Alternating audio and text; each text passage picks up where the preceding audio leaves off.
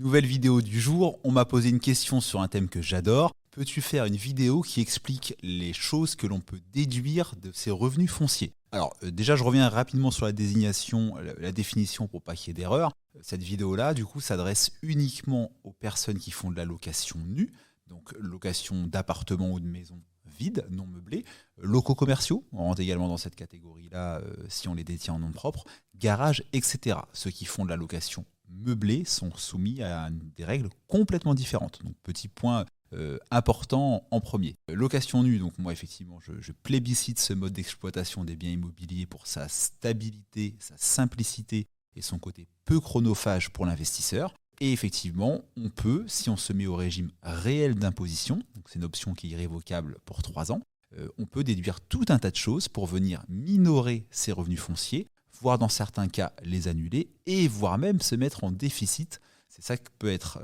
la magie de la location nue que ne permet pas la location meublée.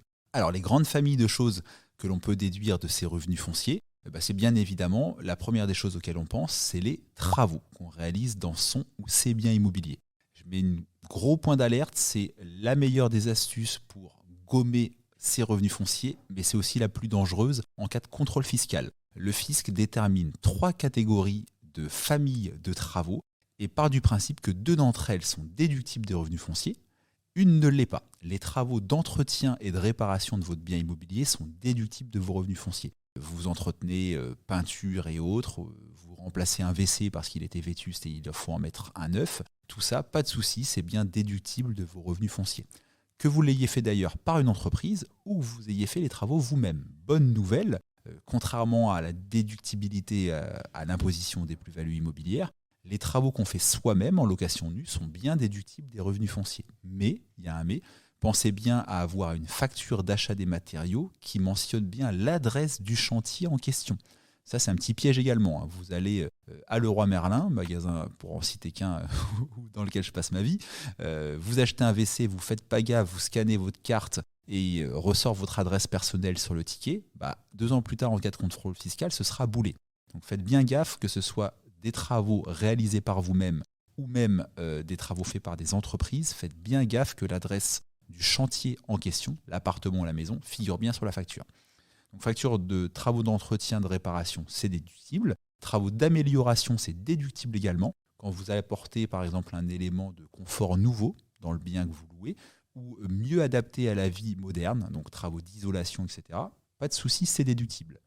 Le piège, il est dans les travaux de construction ou d'agrandissement. Clairement, quand vous faites une extension sur un bien locatif que vous avez, donc ça se prête plus évidemment aux maisons qu'aux appartements, c'est pas déductible. Vous vous dites, tiens, la petite maison que je loue, elle est dans un secteur où le terrain est constructible, ça serait bien de faire une petite extension, je louerais ma maison plus cher, ça c'est vrai. Par contre, tout le côté déductibilité des travaux, vous l'oubliez. Point plus vicieux, c'est également la transformation de parties existantes. Vous achetez une maison toujours où vous dites, tiens, il y a un rez-de-chaussée, un premier étage, et au 2e étage, c'est un grenier. C'est des combles aménageables, je vais faire une chambre de plus et du coup je louerai plus cher. Encore une fois, c'est vrai, mais les travaux qui vont s'apparenter à ça ne seront pas déductibles de revenus fonciers. Donc faites gaffe, dans une même facture d'entreprise par exemple, on peut avoir des familles de travaux déductibles et d'autres qui ne le sont pas. Attention à ce piège-là, le conseil, toujours des factures qui mentionnent l'adresse du chantier et toujours des factures, notamment par entreprise, les plus détaillées possibles. Si elles ne sont pas détaillées, et que le fisc a un doute sur le fait de la famille dans laquelle se situent les travaux, il risque de bouler la facture. Donc demandez des factures très détaillées à vos artisans. Pendant que j'y suis, petit conseil également, pensez toujours avant de régler la facture à demander l'attestation d'assurance décennale de l'entreprise en question. Vous l'aurez aussitôt à votre dossier et si vous revenez notamment à vendre votre bien immobilier avant 10 ans, ça sera bien pratique. Si entre deux, la boîte à fermer, etc., c'est toujours une galère, donc pensez bien à demander l'attestation décennale aussitôt. Première famille, évidemment, les travaux. Ensuite, les frais de gestion. Si vous gérez votre bien immobilier vous-même, il n'y a pas de frais déductibles, si ce n'est 20 € par local par an. Ça, c'est une petite astuce que permet le fisc. Si vous avez 3 appartements, vous avez le droit de déduire un forfait de 60 € par an. Bon, ça ne va pas chercher loin, mais c'est une petite astuce quand même. Par contre, si vous confiez la mission de gérer votre bien ou de trouver des locataires à un professionnel, un notaire, une agence immobilière, un huissier, ces frais-là sont déductibles de vos revenus fonciers. C'est loin d'être anodin, parce qu'on veut toujours au début gérer soi-même ses biens immobiliers, Mais bon, ça prend du temps et il faut bien être conscient que selon sa tranche d'imposition, confier la mission à un professionnel, ça coûte beaucoup moins cher qu'il n'y paraît parce qu'il y a une grosse économie d'impôts à la clé. Donc frais de gestion, frais de relocation, déductibles des revenus fonciers. On peut ensuite parler de tout ce qui concerne les intérêts bancaires. Quand on achète un bien immobilier pour faire du locatif, souvent, on fait un prêt immobilier. Ou alors c'est qu'on hérite, ce qui est bien, mais ce qui n'est pas forcément une bonne nouvelle, c'est-à-dire que quelqu'un est mort. Ou alors qu'on est fortuné, mais ce n'est pas la majorité des gens. Donc la majorité des gens fait un crédit immobilier et ils ont bien raison. Et d'ailleurs, mettez le minimum d'apport possible dans vos opérations de financement parce que le crédit a un intérêt fiscal, on va le voir tout de suite. Les intérêts d'emprunt sont déductibles de vos revenus fonciers. Vous pouvez soit les calculer tous les ans à l'aide de votre tableau d'amortissement, c'est possible, mais c'est un peu dangereux, ou soit vous pouvez demander à votre banque d'éditer un document récapitulatif des frais perçus sur l'année précédente. Moi, je suis client, par exemple, du Crédit Mutuel ou du CIC, et c'est gratuit. Je ne sais pas si c'est le cas dans toutes les banques, mais en tout cas, c'est intéressant. Vous avez en plus un justificatif à mettre au dossier, donc pas de doute sur les montants. Moins connu, il y a d'autres choses concernant les frais bancaires qui sont déductibles. Les frais de dossier, l'année où vous constituez votre achat immobilier, sont déductibles. Je m'explique, on est en 2023, vous achetez prochainement un appartement, vous allez faire un prêt et il va y avoir 400 € de frais de dossier. Seulement une année, bien sûr. Mais ces 400 € là, il faut bien penser à les déduire de vos revenus fonciers en 2023 parce qu'ils sont déductibles. Moins connu, tout ce qui concerne la garantie. Les frais de prise d'hypothèque sont déductibles des revenus fonciers. Et même les frais de notaire s'y rapportant, du moment que vous avez une facture le justifiant. Ça, c'est vraiment un point important. Quasiment personne ne pense à déduire ça. Le notaire, pour prendre une hypothèque sur le bien immobilier que vous achetez, va prendre des frais, des honoraires. Et ces honoraires-là, je ne dis pas la totalité des frais de notaire, hein, entendez bien, juste les honoraires s'afférents à la prise d'hypothèque sont déductibles des revenus fonciers du moment qu'on peut les identifier clairement sur une facture. Les frais que vous versez également à un organisme de caution, pour cautionner votre prêt immobilier, sont également déductibles.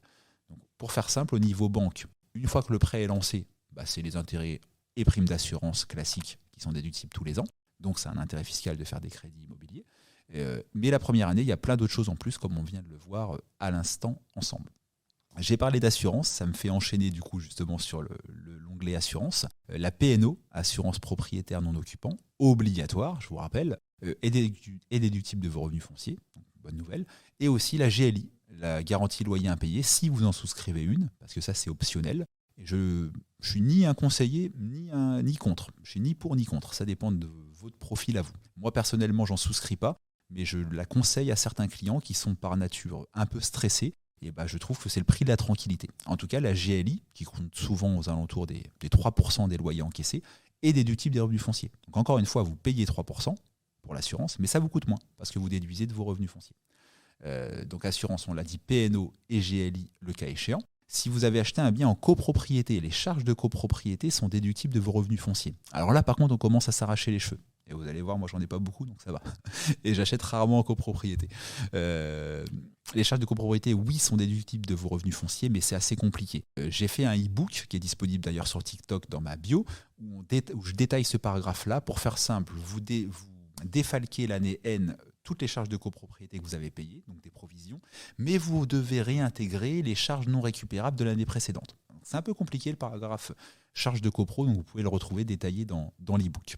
Ensuite, il y a le volet impôt, taxe foncière. La taxe foncière, elle est 100% déductible de vos revenus fonciers, du moment que vous enlevez avant les ordures ménagères.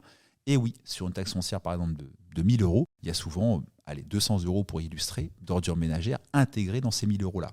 Et donc, du coup, pour l'investisseur, seule la part correspondant à la vraie taxe foncière, 800 € dans mon exemple, est déductible de revenus fonciers. Donc ça, c'est pareil, c'est des sources d'erreur des investisseurs qui déduisent d'emblée la totalité de la taxe foncière. Attention, en cas de contrôle, il y aura également un petit rattrapage. Je réfléchis si j'ai oublié quelque chose. Je crois qu'on a fait le tour de la majorité des choses.